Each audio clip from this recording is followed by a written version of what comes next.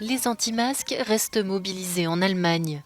Plusieurs centaines de personnes ont manifesté à Berlin contre les mesures de restriction prises pour lutter contre l'épidémie de Covid-19. Même si la courbe des infections s'aplatit dans le pays, les restrictions seront encore imposées pendant plusieurs mois. La chancelière Angela Merkel a toutefois entrouvert la possibilité d'une réouverture des restaurants en décembre.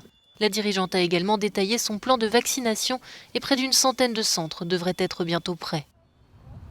Au Portugal, ce sont les techniciens du secteur de la culture qui ont manifesté, déposant leurs outils de travail devant les arènes du Campo Pequeno à Lisbonne.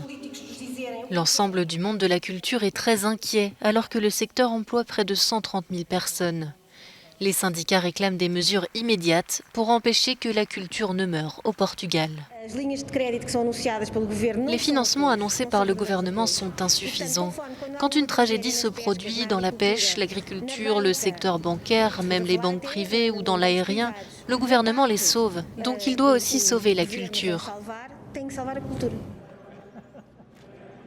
En France, plusieurs centaines de catholiques se sont de nouveau rassemblés devant les cathédrales de Bordeaux et de Toulouse pour réclamer le retour de la messe dans les églises, interdite pendant le confinement. Tant qu'on n'aura pas ce qu'on demande, on sera là et on continuera à le demander jusqu'à ce qu'on l'ait. C'est-à-dire que ce n'est pas un mouvement sur un coup de tête qui a eu lieu un dimanche.